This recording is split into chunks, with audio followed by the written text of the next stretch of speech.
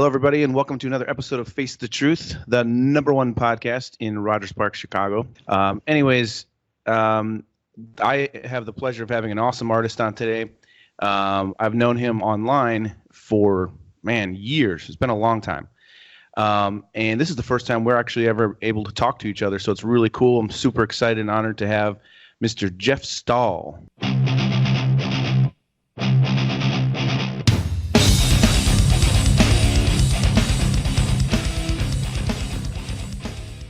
Welcome to the podcast, man. Thanks, man. Thanks for having me. Yeah, it's awesome. Yeah, pretty cool. I love the lighting in your studio there, man. It's very Thanks. It's very I live Stranger in a cave. Things. Yeah, that's awesome. That's awesome. So how you been, man? What's been going on lately? Oh well, lately it's been crazy. With the I don't know if you saw maybe the pet caricatures. Mm-hmm. I've been drawing lots of dogs. Yeah. And that's cool. Finally, commissions come in. So. Oh, that's awesome. That's a good idea. I think I'm going to try to rip that off and start. Yeah, please do. And actually, it wasn't planned. It happened quite. It was totally random. Someone contacted me like maybe 2 months ago. Yeah. And asked me if I could sketch her 2 dogs. Yeah. And my first reaction was like, no. I mean, I have sketched dogs in the past and other animals because animals are cool to draw. Yeah. But it's different if you do it for yourself and if it's for a commission because, the pressure and everything. But I said yes, and it was a good decision because she was happy about the result. I wasn't unhappy about it. And, people seemed to like it, and it started that way. Yeah. Well, it's interesting. I mean, I've been doing pet commissions. I don't do very, very many of them, mostly because pet people are crazy. You know, they're just so like obsessed with their animal. Like it's more important than a human baby sometimes. And like, especially if you're caricaturing it, that's like, so it's awesome that you've been doing that. I've been enjoying seeing them, but it's always like, I find it always a risk when it comes to the pet people, it's like, because I've done it before where that's not my Charlie. Oh yeah. It's like, no, it is. Shame. But yeah, it's one of those things, like even like doing like realistic, like non-caricature versions. People are still like so touchy, like that's not what his nose looks like. And have you been running into that at all with the pets? One time. Not with the pets, with the humans. I've been very lucky with the pet owners, I must say. And even the whole experience is totally different from when I used to draw people. Yeah. Animals make everything easier in the communication, I feel. When people get back to me and talk about the animals, everything is smooth and easy. I don't know how to explain that. With people, it was cool, but just different. Yeah, one time it was a gift for the husband, and the husband wasn't aware of it being a caricature. Yeah. So he was disappointed. That's funny. Yeah, I mean, it is what it is. I mean, what can you say? I don't know. It's really strange. I'm curious because you're in France, right? Yeah. Okay, so I'm curious when it comes, because like here, in the United States, the whole caricature exaggeration type thing, and I've noticed like in the last probably 2-3 years, which is ironic because it's ever since Trump has been elected, everything seems to be, everyone's like walking on eggshells all the time. And when it comes to caricature, like for publication and that sort of thing, it's just been, basically, let's put it this way. When Obama was president, nobody seemed to care. I exaggerated Obama like crazy. Yeah. And not just Obama, but anybody that I was hired to draw caricature-wise, it was like free, I could have so much fun. Before that, with Bush, I mean, I did so many crazy Bush drawings for publications, but all of a sudden when Trump's president, I mean, you'd think right now would be prime time. Like, this is the perfect time to be like drawing this douchebag and like having fun with it. But no, it's like, ooh, you got to be careful. Everybody, So, I mean, what I'm curious about is in France, do you have restraints like that? I mean, I don't know how much you work with publication type stuff, but what's it like there as far as that goes? Well, I don't work with publications. I only take private commissions. But I don't think there's a problem with politicians, but it's more touchy when it comes to religion. Ah. Yeah. Yeah, with what happened a few years ago, the terror attacks and everything. Yeah. Things have changed when it comes to caricature. Yeah. So as far as that, like obviously you don't want to be, you have to be careful. You can't be drawing Allah, right? Because for instance, yeah, exactly. No, I understand that for sure. I mean, but I mean, as far as like, it seems like whenever I've been to Europe, it seems like everyone's a little bit more easygoing there as far as caricature goes. Like, caricature seems to be more respected, where here, like, I mean, just not even that long ago, I started, in the last year, I've gotten a couple of random people that have written me and call me a bully, and you're just, all you do is make fun of people, and caricatures, caricatures are gross, And so there's like this kind of mentality that's happening in the United States where it just feels like everyone's so cautious right now. But I feel like it's the time to kind of, put a little sting in it, Yeah.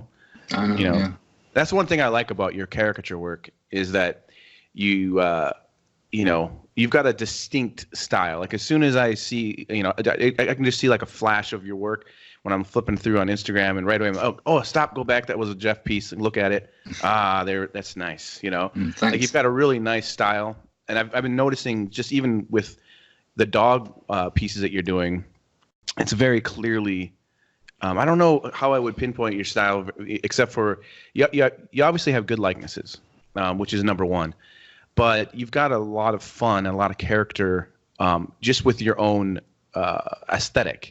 The way you push shape, you have a lot of sharp edges, which a lot of people, when they're trying to do realistic type caricature work, end up staying away from in the realistic illustrated type style, because there's no sharp edges in reality or whatever. You know what I mean? But I like that. I like that you push that and say, no, yeah, you can do that. Yeah, and it can also be helpful in certain circumstances. When I don't find the right way to exaggerate someone, I can use this style without exaggerating too much. Mm-hmm. And it becomes a caricature just due to the style, if I may say. Yeah. Yeah. So sometimes I'm like, okay, I cannot push. I don't know what to push. I will lose the likeness, because likeness is very important to me. And so the style helps me. Yeah. To use these angles and stuff. Yeah.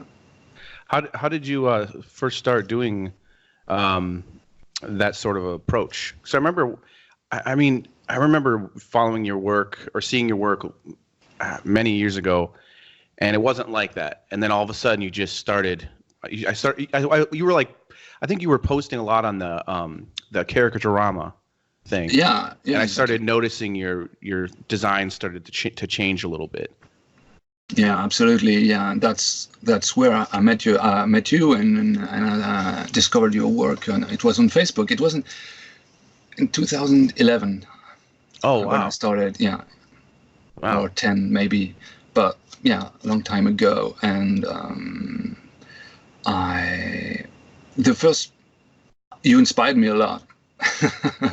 I must say. So I was trying to find my way, but I think it's a mix between many inspirations of people I admired back then on Facebook.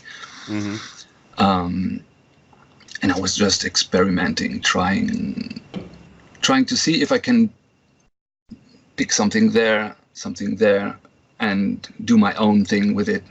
Yeah. And that's how it started. And I remember the first caricature that had this style was Liam Neeson, I think, my Liam Neeson caricature. And people started pointing out that there was a style. I wasn't really aware of it. And people said, "Wow, nice style, nice style." Mm-hmm. So yeah, that's how it started, I think. Well, yeah, I mean, it seems like an organic thing. I just remember noticing all of a sudden, like, oh, he's experimenting and trying, some different things, which I thought it was really cool. I mean, to be honest, and I'm not trying to blow smoke up your ass or anything like that, but I'm not.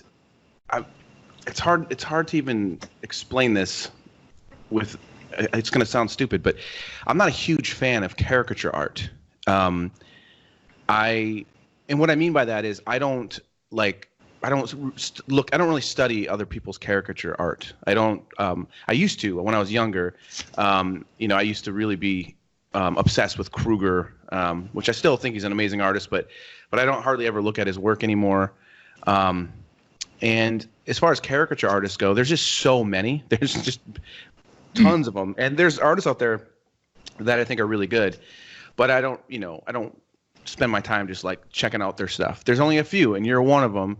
And the reason is because I like you have such a distinct approach to it, and I think that you bring something creative and new. You know what I mean? Like there's so many artists out there that are kind of just a dime a dozen copying. They look like you can tell who their favorite artist is.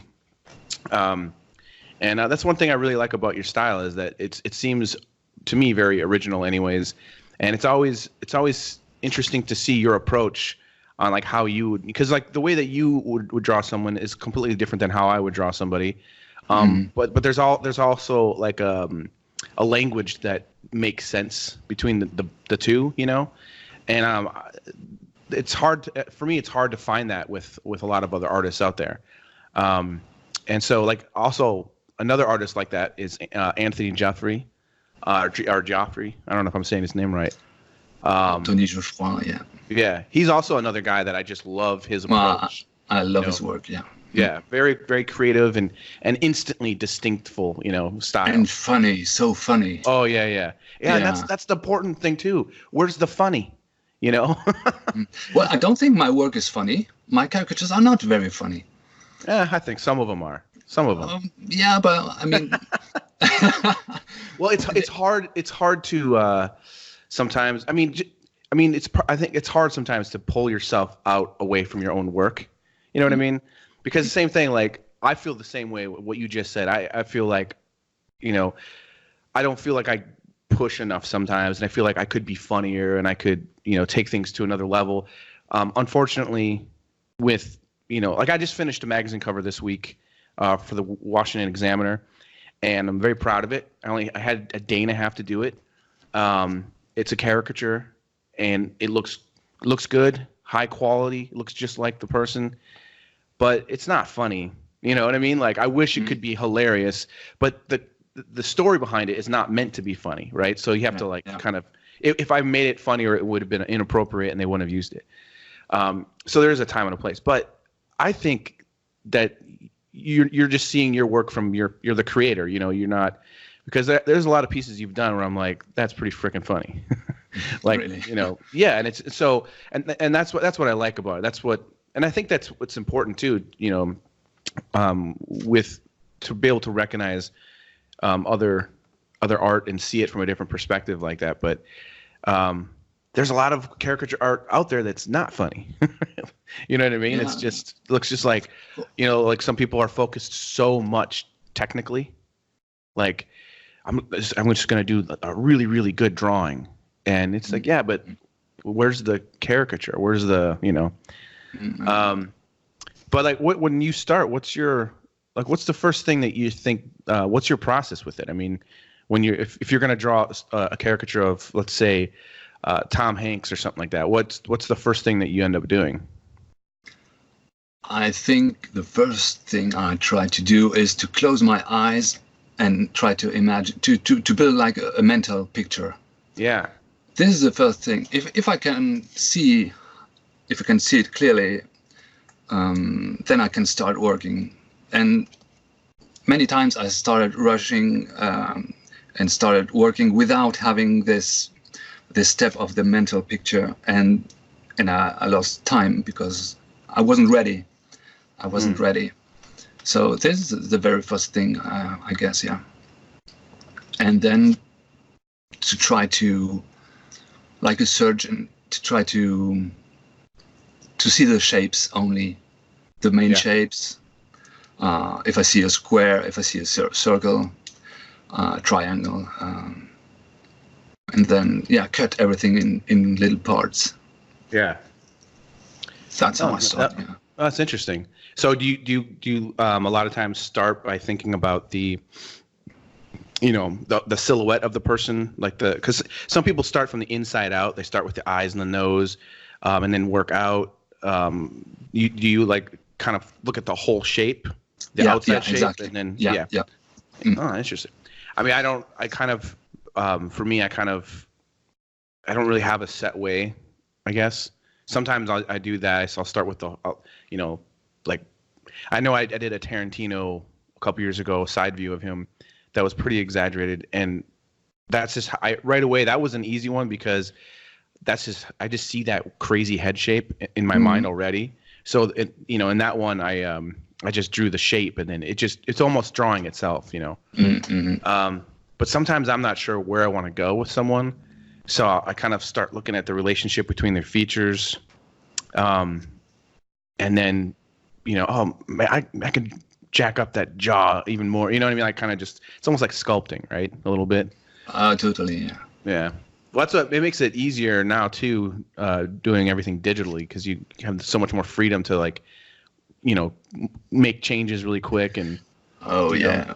I mean, because I remember like when I was first getting started, I was sketching everything on paper, which I still love to do. But if you get so far and then you realize, oh man, I should have done this, then you have to start over, right? Mm-hmm. So it's like it's definitely nice to to be able to work this way. It's makes deadlines easier too. So.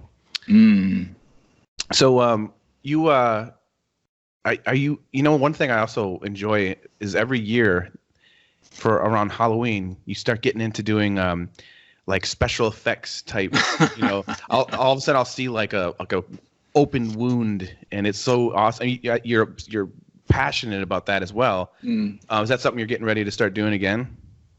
Yeah, I love doing it. I remember that time I did this zombie transformation.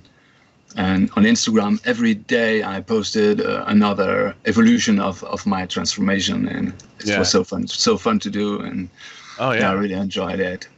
I don't know where it comes from, this passion for them. I've always loved horror movies and skulls and monsters, and I think many artists love that kind of. Yeah, I mean, it's fun, and it's fun to just have that fantasy world, where your mind can just go wherever it wants. Mm-hmm. But you don't have any formal training in it. You just started like doing special effects on yourself, like because it looks pretty real, man. There's some of the stuff I'm like, man, that's really good. Yeah, it was awesome. Yeah, I love it. It's so cool. And it started like that. One day I woke up and I said, okay, I want to do this today, so I just opened YouTube. I watched a few tutorials, what kind of stuff I needed to buy, and I got my things, and I just learned because I was excited like a kid, Yeah. Yeah, it was excited, and when I want something, I want it now. So. Have you ever like walked around in public like that? Just not even Halloween time, just like like with like an open wound on your face? I don't need it. I mean, I just walk around like that. People are. I think that would be great though if you just like, if it's not Halloween, so people aren't expecting it, and you just have like an open wound in your face, and you just go to a grocery store or whatever. Oh yeah, that could be fun. Oh, that'd be awesome, just to get the people's reaction. It's so much fun. So where in France are you living? Oh, it's a little city in north of France. Actually, it's a little city called Cambrai. It's very small. Oh, okay. I was in Paris for only 2 days. It was crazy because the entire time I had jet lag. I was invited to be a part of a show at the Grand Palais, and I didn't even know what it was because I don't speak French, and the people that were having me come to the show, the communication was just passing me in mind. Like there was no, it was all confusion. I thought I couldn't believe, first of all, that they were flying me over to Paris.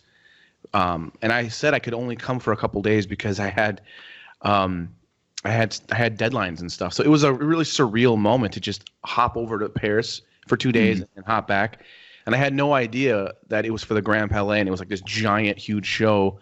It was overwhelming and surreal, and it just felt like a dream. But anyways, long story short, I had such a good time, like hanging out with all the French people. Just like it was like just like hanging out and like listening to them talk and everything. And my favorite thing was this one guy, and I'm curious if you say it this way, but I was hanging out with this one guy, and he was talking about his experience visiting the United States, and he was in Detroit, but he was trying to explain to me that he was in Detroit, and I could not understand. I'm like, wait, what? Because he kept saying Detroit. Of course, and I'm like, is that how you say it? Detroit? Detroit, yeah. Oh, it's so funny to me because it's like it's no offense if anyone listening is from Detroit, but you know, it's got a reputation in the last few years of being kind of a dump, Michigan's been going through a lot of crap, going bankrupt and all kinds of different things. The industry's falling. I heard it's coming back and it's getting better, which is awesome. But anyways, it's known sort of in Chicago anyways as this place that's like, dangerous, or, there's a lot of crime and whatever else. Chicago is as well. So, but I just thought it was amusing that, wow, leave it to the French to make Detroit sound beautiful. It's like Detroit. When I was in Detroit, it's like, you mean Detroit? It's like, it's just so funny. How do you say Chicago? Do you say Chicago in any other way? We say Chicago. See, Chicago. Yeah, very good. I just thought that was amusing. I wish I could have stayed longer, though. It was really nice. I actually mooed at a waitress. I mooed at her like moo. And this true story. It was my first day there, and I was all by myself. I didn't know anybody, and I went into this restaurant, and everything was in French. And I asked if they had an English menu. No. And I was like, it was so difficult to try, and I was hungry, and I was looking at the menu, and I couldn't understand anything. So I just said moo, moo, moo, and then this is even dumber. I said burger, like I thought that kind of sounds French, burger. And then she was looking at me all weird, and I go, moo, moo, and she was like, oui, burger, whatever, and I'm like, So then she brought me a burger. Oh, she got it, yeah. Yeah, but I felt like a total moron. I was like, she walked away, and I was like, man, I just mooed at somebody. I just made animal noises for what kind of animal I wanted to eat. So you see, animals make everything easier. Yeah. Yeah, there you go. That's funny. So what you been up to lately besides the dog stuff? Are you keeping busy with that pretty much? Yeah, it takes all my time. Yeah. I'm full. That's crazy. So it's good. It's good, but I mean, you basically just accidentally kind of fell into this, now you're just totally, yeah. And I'm not complaining. I'm so happy. No, it's great. That's awesome. Yeah, it's really great. But there's such a great contrast between before the pet caricatures, because I was a long time without any commissions. Sorry. And all of a sudden I'm like overwhelmed, which is great, but the difference, and just so randomly, like by accident. Yeah. No, that's awesome. I'm enjoying it. Yeah, and people are so nice. I mean, when they tell me there's the stories about the animals, it's so touching. And some I even get attached to some dogs I paint. Oh Because yeah. I know the backstory, I know what happened, I know the relationship with the owner, and it's, yeah, I must say, even once I was close to crying, when I'm very sensitive. I think that's an artist thing, man.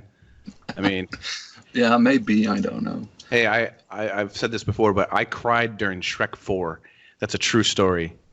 So my daughters make fun of me all the time. They're like, "Dad, are you crying?" It's like, yeah, it's just a terrible story. You know, Yeah. Shrek lost his family and everything, and I'm just like crying. Yeah, but so that's pretty interesting. I mean, I think I can relate a little bit with that. I mean, I think, don't you kind of feel though, like when you're spending the time, I think especially with caricature, because even when you're doing these pets, these dogs, you have to think a little bit more when you do caricature, I think, in some ways, because it's not just drawing what you see. It's understanding what you see and then taking it to another place while still trying to capture their essence and their feeling. And I think that when we do that, we are obsessive about the features and every little angle and curve and different things. You know what I mean? So like, I feel sometimes like when I draw somebody, a caricature of somebody, even though I don't know them, I feel like there's people I've illustrated before that I've never met, and then all of a sudden they die, and I feel like I felt like I knew them because I spent so much time drawing that person or whatever. You know what I mean? I think that's part of it because, like it was weird. I painted Nelson Mandela for Der Spiegel, and I was hired before he passed away, and the whole purpose of it was they wanted me to do, it's like an obituary piece because they knew that he was going to pass away really soon. Okay, yeah. So that was a really strange one to work on because the entire time I'm painting him, I'm just like, this is really sad, And then when he did pass away, I felt like, a big loss, And I think that's what's, like you said, that you're emotional. I think that's what makes good artists though, is because I think we have to be emotional, right? To connect, I think, like for example, that's a painting you did back there of a skull, or is that in the background? Yeah, right there. Yeah.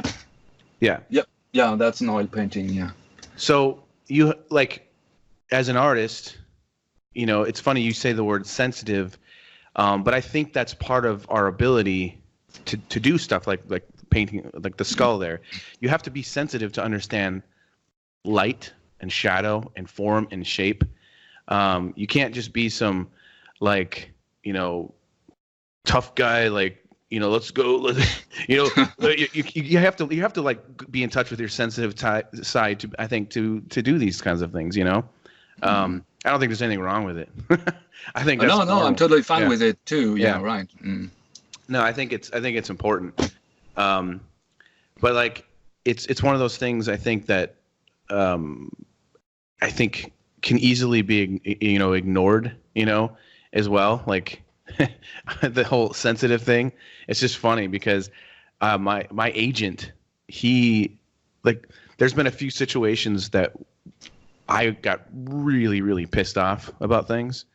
That things didn't go right. A certain job didn't go right. One job in particular where I was supposed to get paid a lot of money and I did a lot of work. And then at the very end, they just canned the whole idea and paid me this small amount. Wow. And I was so furious that I wrote my agent this whole letter, fuck these people. I was so pissed off. I didn't realize that I accidentally had them in the email as well, the client. Oh, because I was like, these people are, blah blah blah. I was just so mad because they totally screwed me. oh And yeah. it's a longer story, but anyways, then my agent like apologized to them, and he's like, artists, they're so sensitive. Jason is just a very sensitive person. A little emotional, and I'm like, I guess you got to make an excuse. But anything ever happened like that where you accidentally email the wrong person something? No, no, no, not that I can think of. I accidentally, I hit the video conference button while I was just wearing underwear. So this was a weird moment. That's pretty funny. I just threw the phone away and I was like, sorry, it was a mistake. Oh my gosh. That's a good one though. That's fun. Yeah. That's crazy. So, man, that's I didn't really, it's funny. When I introed you, I was going to, because I've known you for years because of the caricature stuff, but I was, as a joke, going to, say, Jeff Stahl, the dog caricature guy, because that's something new. I didn't realize it was actually something it's been taking up that much of your time. That's so funny. So how many do you have lined up right now? Finished? Do you mean how many I have done? I've seen you do a bunch, but I mean, do you have like a bunch or like already lined up that you have to continue to do? Oh yeah, I'm actually the bookings are until end of mid December, I would say.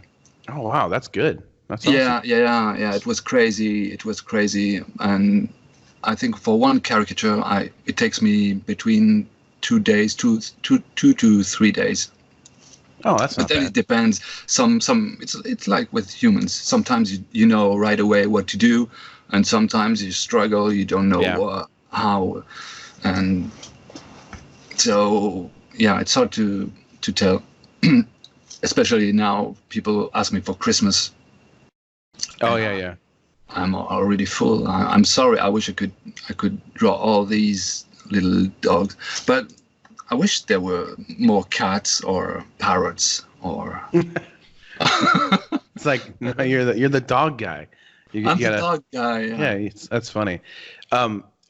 Is your process similar when you're dealing with dog clients? Are you? Is like the sketch phase tricky? Like, because they're very picky about it, or do you find that it's just like, they're pretty much just go with the flow? They know what they're getting into.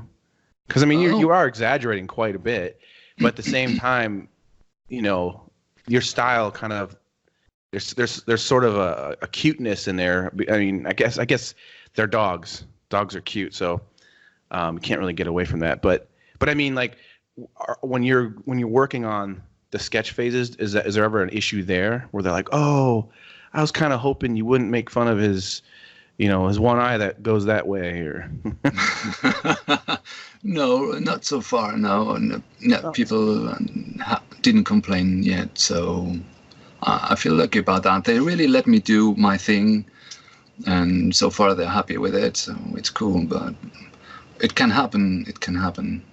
Yeah. Usually people tell me in advance if they want something very specific, like a feature they want me to include that I might have missed, like a little stain or something in the eye. So, no, it's quite smooth. Oh, that's good. Really, yeah.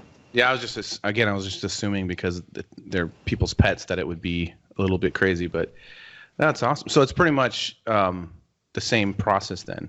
Are you how big are you doing those? Are they pretty big files? The size is A3, so I don't know in inches. I don't know what that means. A3. Oh, you don't have these A4, A3? No. No. Let me check. It's not that important, but I was just curious, like, they're quite big. They're pretty big, yeah. I usually work pretty big, just because that way you can, like, I have like a rule for myself, like if I'm doing a few different people in an image, like the heads have to be at least 5 inches you know, even if it's going to print like this small. That way, you know, if I find that if it's any smaller than 5 inches, it's hard to get like the kind of detail I want, you know? So a lot of my files will be pretty huge, which clients are like, well, this is a huge, it's crazy. I recently did some artwork for a TV show, and the file, they actually wanted it in certain layers, but the file was so huge because they're going to use it possibly as like a billboard or something. And so I made it. It was like maybe 40 inches tall, by 30 something wide, maybe. I can't remember exactly now, but digitally it's a huge file because especially having so many layers, you know.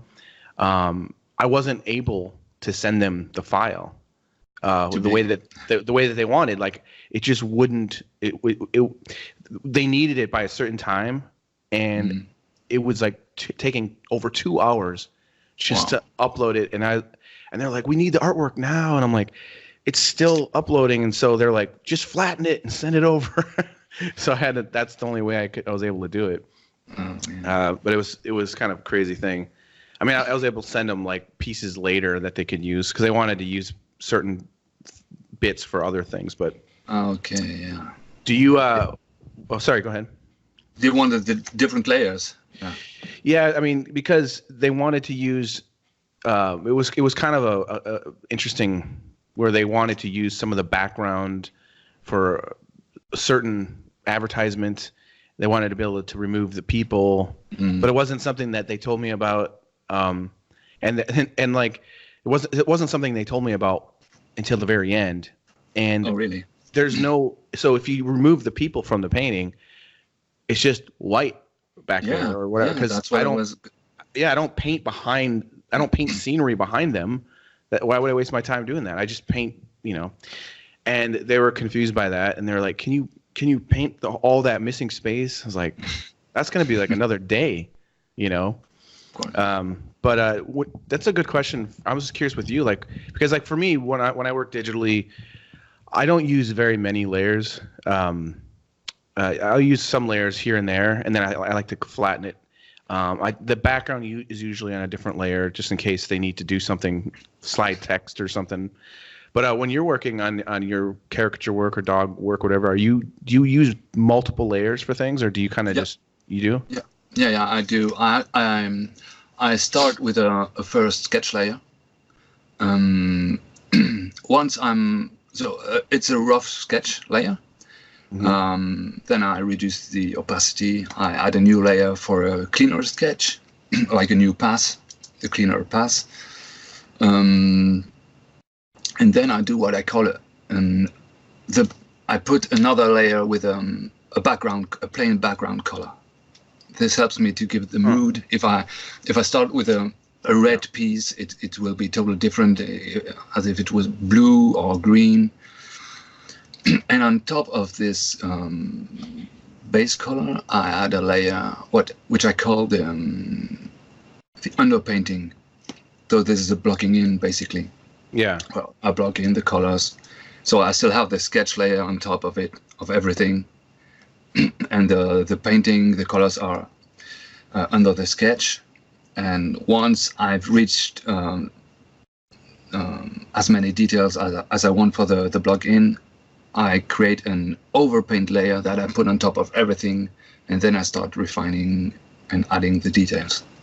But then I can add other layers sometimes for other details that I merge later. It's a bit messy. I don't have really rules. I just go with the flow. Yeah, that kind of sounds similar to how I do it. Like I kind of do almost the same thing, but then I end up going back to the pencil layer and just kind of getting rid of erasing some of the lines I don't need anymore. Yes, because some of them still kind of pop through here and there. But yeah, I mean, it's really strange. I mean, the one thing that I think that's interesting about the whole digital thing is that I don't know about you, but I find for myself that there's just so many ways to do it now because like there's more freedom. You know, you can just directly start painting right away without sketching. You can erase anything you want. You know what I mean? So I don't feel personally that I have like a formula. It's weird. Like almost every single time I approach it, it's different. You know what I mean? It's just all about how the final piece is going to be, you know? It's really weird. Like right now I'm working on, supposed to be painting it right now, actually. It's a painting due tomorrow, but it's like a spoof of American Gothic. And, you know, the guy with the pitchfork, the famous painting with the old man. Yeah. So, but this is with, it's the topic is about weed and marijuana. And so like, I'm like, he's holding a pot plant instead of like, you know. Okay. But the interesting thing about that is, you know, they want it to look very similar to the painting, but you know, but kind of have its own twist, you know, style wise. So I'm like spending most of my time just trying to make it feel like that painting as much as I can. So it's a weird, you know, weird way to, because you're kind of, instead of just painting how I normally paint, I'm trying to figure out how to paint like that guy did. You know what I mean? know, yeah, I see what you mean. Yeah. Yeah, so it's a little, and when you don't have much time because it's a deadline, it's like, oh, I hope they like this. Yeah, but besides the caricature stuff, like you got that oil skull behind you there. Are you doing? Do you still do a lot of like traditional type painting when you can? Not anymore. No. Yeah. I have a few oil paintings, but I no longer do it. There are many things I'd like to do. Like, I think you're a musician too. You play the guitar, I think, right? So, music is also a big part of my life. But yeah, sometimes you have to make choices. So right now my choice is drawing dogs. Oh yeah, I mean it makes sense. Yeah, it makes sense. I mean, it's funny. I always get people ask, you know, what do people ask you this? Like, what's your hobby? You know, do you have any hobbies? It's like, I mean, no, not really. I draw and I paint and, yeah, I totally understand that. I mean, I would love to be. It's funny, actually. I would love to do more music. And a guy that I used to be in a band in 20 years ago, he's never stopped. He's put out so many albums and records. And he approached me recently and said, "Hey, man, it's been 20 years since this record that we did together when I was like 20, you know." Wow. Yeah. And he wants to get the band together and just record like a 7-inch or 7-song EP, a 20 years later record. And he's got his own studio and stuff now. And cool. And he's like, "Don't worry, I'll write, you know, I'll start working on stuff." And I was like, "Oh, I actually have a couple song ideas already." So it's so weird because I never would have thought this was going to happen, but I guess we're going to put out like a EP. Yeah, that's awesome. So I'm excited. So that's like kind of a fun little, like, divergent, you know, a little bit different from the normal. But I mean, for me, it's pretty much just eat, sleep, and draw and paint, and that's pretty much all I normally do. Yeah, you know, yeah. I don't really have much time for anything else. So are you a single guy, or do you have to like entertain a whole family? I've never known that. No, I don't. I have no family. I live in my cave. You live in your cave and you just man. And my imaginary dogs, and that's. I'm jealous. I'm jealous.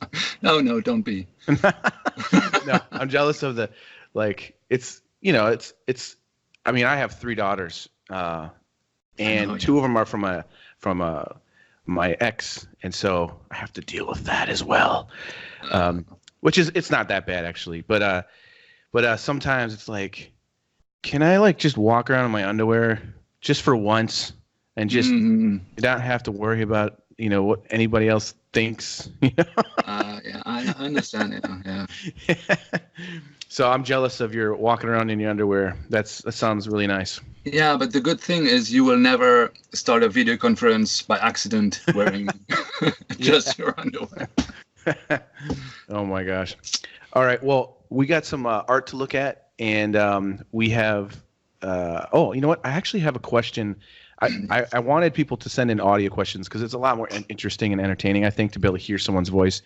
Yeah. But they didn't do it. But, excuse me. A past student of mine who's an awesome caricature artist, his name is Carlos Rubio, and he did a drawing of you, but he had a question. I told him to record it. He didn't. So I'm going to be nice and read it anyways. Yeah, Carlos. Let me see. His question, he said, since you work so much with commissions, how do you know when to stop working on a commission, or how do you plan how much work you should put into it? For example, if I do a caricature for myself just for fun and I spend 4 hours, then somebody commissions me to do a caricature and I think it will take me 4 hours, and give the person a price based on that, but then I spend a lot more time because I want it to be good since they are paying for it. It ends being a pain in the butt because taking so long to finish and what they are paying is not good for anyone. I always do the same. I'm the worst at managing my time, and blah blah blah. Sorry, it's a long question. Yeah. Yeah, what do you think about that though? Like, I mean, I don't know. What it means, yeah. Don't see. I think though, don't you just kind of? I mean, I'll let you're the one he asked the question to, so you you can answer. No, please go ahead. Oh, I was just gonna say, like, I'm trying to think about that myself, and people ask that all the time, and I find it interesting because I kind of feel like it's done. First of all, if I have a deadline, right, you have only till then to get it done. So that's when it's done then. But Sure. but like when you're doing commissions, I think it's done when you know it's done. Like, I don't know how else to explain it. Like, yeah, it's a little bit different from working with a tight deadline. But when I had just 1 or 2 commissions, I could go on until I was really happy with it. But now I know I have many others waiting for their own caricature, for their own commission to be done. So I cannot allow myself to spend a week on one piece. yeah. So if I do my best to do my best in 2 to 3 days per commission, that's my rule. If I'm not completely, but it didn't happen yet. I always pushed, but then again, some pieces seem more finished than others. But it's also due to the reference pictures. Sometimes you get high resolution reference pictures. Sometimes you have like a picture of a dog that is far away. You can just see 3 pixels, and yeah, you have to do with it. Yeah. So this is something I have to take into account too. And sometimes the pieces that look the less finished are those who took me the longer to make them look good. Yeah. With the material, the reference material I had. I don't know if you see what I mean. Sometimes I try to, I need to come up with the details because they are not in the picture. So I need to try. Sometimes I even try to take other reference pictures I find on Google to do my own montage, That's just crazy though. Like people want you to draw or paint their dog, but they don't give you a good photo. Well, sometimes I don't blame them. It's happened to me as well. So it's just you're always I can understand because it's I'm thinking about a specific dog, but sometimes the story is also touching It's the dog of a neighbor, and the dog has passed away, and it was the only photo available. So Yeah, sometimes there's no other choice, and so I understand totally that there's no other photo. yeah. Now that can be hard. That's definitely. But it's just, I mean, I've done it so many times where you know, oh, can you do this portrait of so and so? You know, my uncle. It's a surprise, right? And they give you like the worst photo ever. And it's like, and then they'll like, sometimes I'm like, oh, but this other photo you sent is even better, and like, you know, better quality. And you're like, oh no, we just don't like the way he looks in that photo. And it's like, but yeah, that's part of the game though. That's just the way it goes. But anyways, thanks, Carlos, for your question. I think, you know, another thing is just that I'll add in is I think that when working on an illustration or a piece of art or whatever, I know when I'm done is when I'm finished. It's because it's to a point where I feel satisfied with it. I feel like aesthetically I put everything into it that it needs to be in order to basically carry out my name. You know what I mean? Like, am I proud to say that this is a Siler? And that's how I know if it's done. Like, if I don't feel right about it, I'll keep playing with it or try something else to make it, just give it that little extra something to make it special, you know? And not every piece is going to be awesome. You got to kind of be okay with that, because I really think that struggling is what makes an artist have their own style, and, you know, persevering through that struggle is the way that we're going to become better, you know?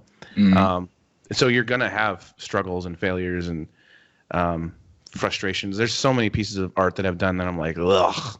Really? Oh yeah. I just don't, you know, you don't feel that way? Oh, you know, every piece I paint is a struggle for me. Yeah. I mean, I often read or hear artists say that creating is like a therapy, that it calms them down. For me, it's total opposite thing.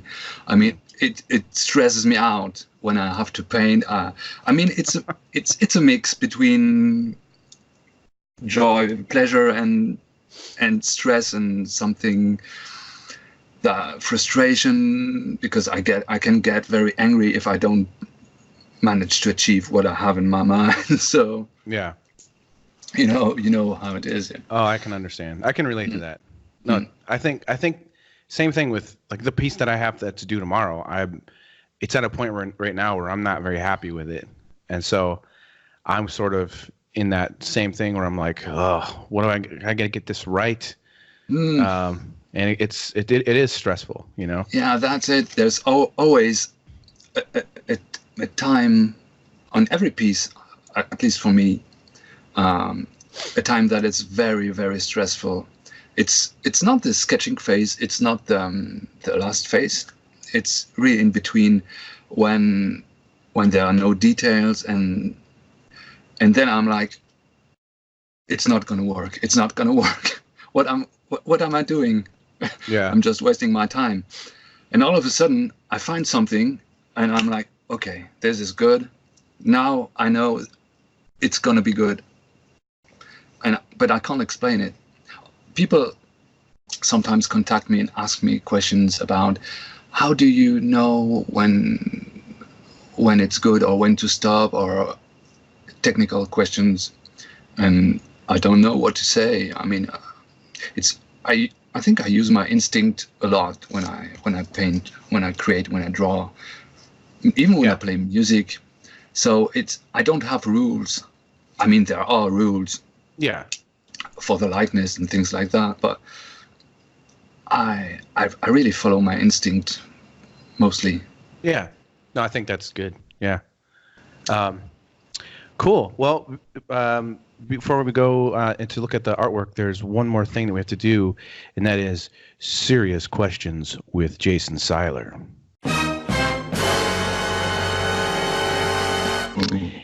And here's my serious question. I've been thinking about it really hard. And I think I finally have my question. So my question for you, Mr. Dog Drawer of the dogs, is being that you've been drawing lots of dogs, I was wondering how many of these dogs that you've drawn were bitches?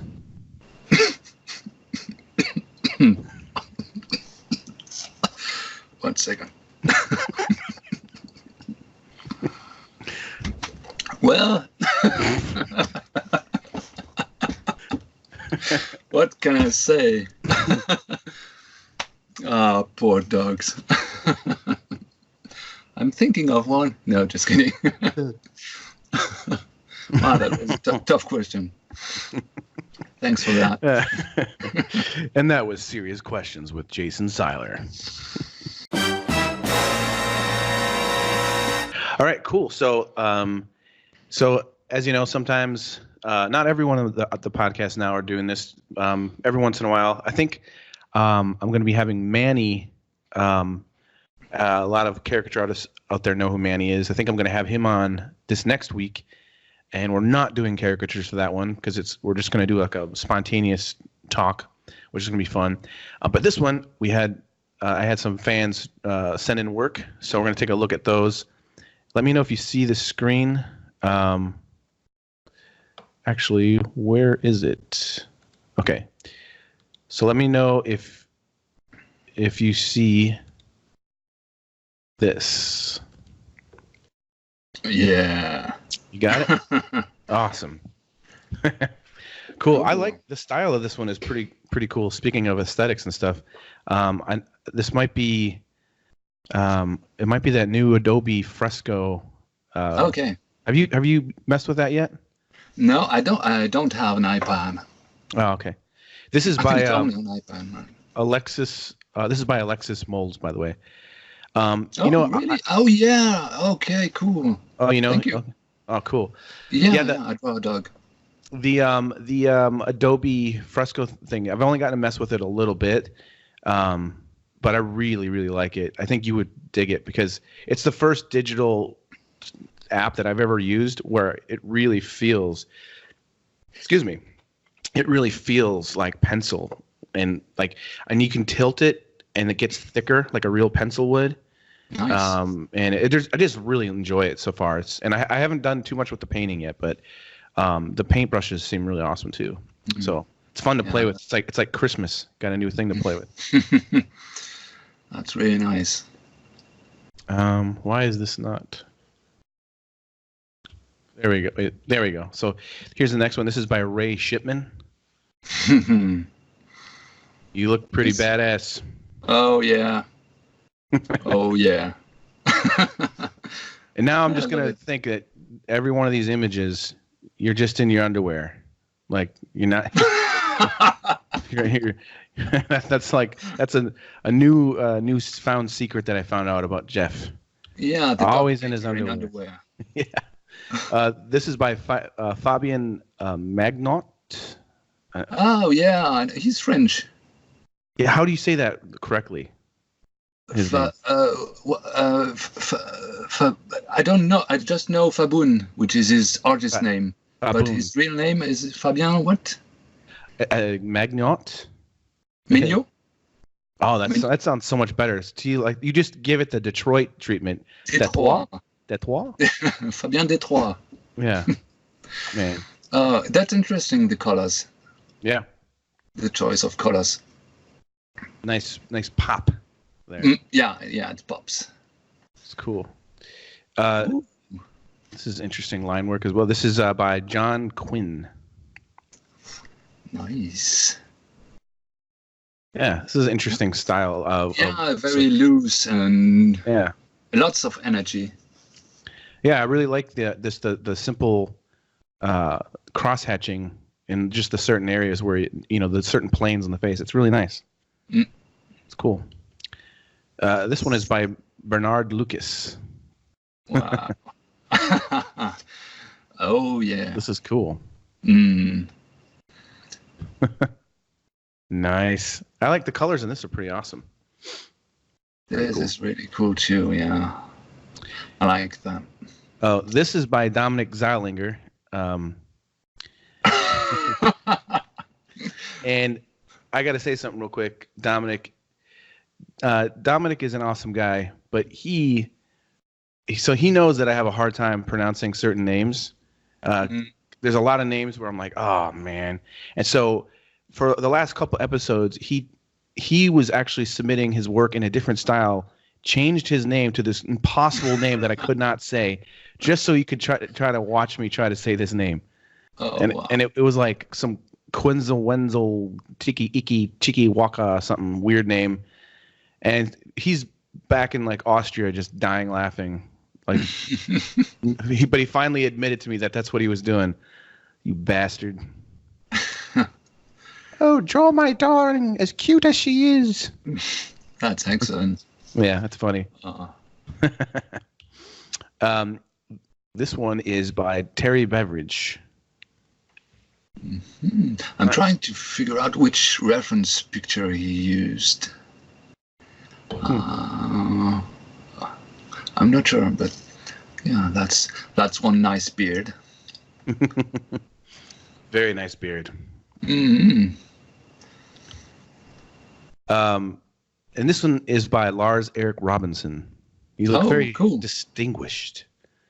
Very, you know, my wife wants me to grow my twirly mustache back. Yeah, I was gonna ask you, where's your mustache? It grows so fast that it's not like I've got friends that it took forever and they will not shave their mustache because it's, you know, it took forever to grow it. I'm not that attached. It grows really fast. But she was like, do you think you can grow it long enough by Halloween so you can be Dolly?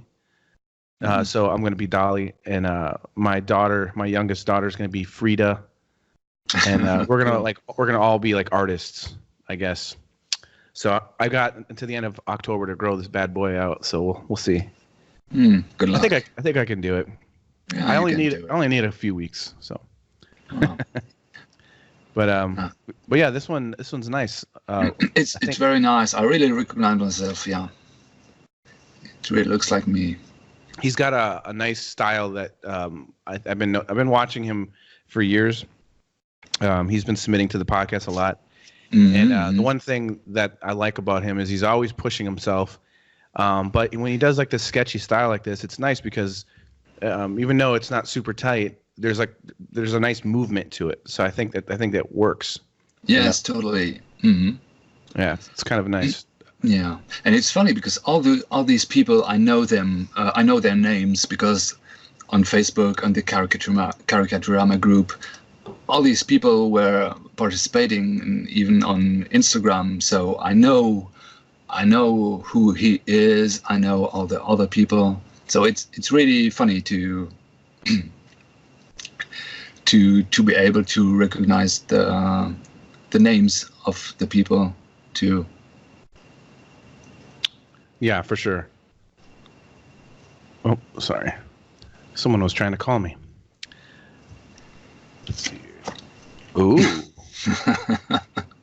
No, this one's by Jason Williams. Yeah, I'm looking in the mirror right now. That's so funny. You're thinking, nobody knows it, but I'm not wearing any pants. You're never gonna have to get that. You know, I'm never gonna let it go. It's always gonna be. Yeah. Big mistake. Big mistake. Cool. So, this is pretty cool. This is by Mario Magnetti. Yeah, I recognize the little spider signature. He puts a little spider everywhere in every piece. That's awesome. Cool. Nice. Yeah. Oh, it's really cool. I know the word in French, monocle. I don't know in English how you call the little one-eyed glasses. Oh, what is that called? A monocle or a monocle? Monocle. Okay, it's the same word. Okay. Yeah, monocle. Yeah, very, very classy. I miss my mustache. You mustache it back. That didn't work. This is by Reza Jozani. Cool. And I believe I met Reza at Lightbox in Pasadena a couple weeks ago. Okay. Very cool. It was weird how many people. It was strange how many people like came up to me and were like, "You're Jason Seiler," and I'm like, "Man, this is weird. I'm all the way in Pasadena." Just a strange to be somewhere you've never been, and there's all these people there that know who you are. Everyone was so nice, but then there's some people that were like, they're like walking by and like, "Hey, dude, I love your podcast." I'm like, "Oh, wow, this is weird." It's a very strange feeling, but I believe this is one of the people I met, and there were so many awesome artists there. It was such a cool event, man. Here's a by Scott Black. Oh yeah, that's my constipated look. Yeah. You're like, thank God I'm not wearing pants. Oh yeah. Oh yeah, this is by Sina V. Now that's an interesting approach. This almost reminds me of oh gosh, I can't think of what those little troll dolls with the crazy hair. That's what it kind of reminds me of a little bit. Oh yeah. I think I have one. That's true, and I like the green beard. Yeah. Yeah. Well, definitely using some bold color, which is cool. With a kind of reddish touch. The rim light here. That's very nice. Yeah, it makes a pop. It's cool. This one's a little smaller, but to zoom in. This is by Ollie Magnusson. Oh yeah, of course. I knew it. It was. He's got such an awesome style. Yeah, he's another one of those guys that's got a very distinct style. I think he's trying to do a little bit of your style there with that cheek. Putting some harsh angles in there. That's really cool. Yeah, it's awesome. This one is by Gareth Roberts. Oh, it's so weird to see all these caricatures of myself. I love it. Yeah, it is interesting. It's interesting too, just like noticing, just not caricature, but the digital looks that we're starting to see now, because for years you could see that it was like kind of there's all like almost, I don't know what I'm trying to say, like one look, but now there's so many different kinds of art apps and different things where there's like there's so many textures now available for painting where it can look like very pastel like or whatever, it wasn't always easily obtainable, to do that. Yeah. But I think that now there's so much more available. This one is by Ari Jordan. Just nice. You kind of look like a I have no pants, like no underwear. Well, don't. I didn't say no underwear. That was all you, buddy. No, I was gonna say you look kind of like another troll, like a troll doll, like the hair. My troll face. Yeah, I can't help. That was another one. So this must be from the same reference as the other one. Yeah. By Adita Bahasar. Yeah, cool. It makes for a fun. The color palette is really nice. It's fun. I like the red eyes. Makes me look like a devil. Yeah, it's nice. That's pretty cool.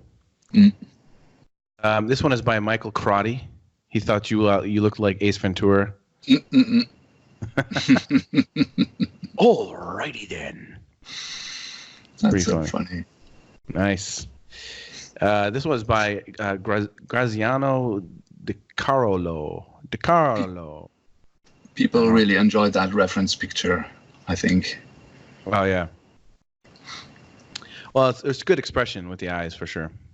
Yeah, the eyebrow is always cool. Does do you have that many wrinkles when you do that on your forehead? Oh, even more. Oh yeah, that's funny. I didn't notice that. Oh, I think that's the last one. That was the last one.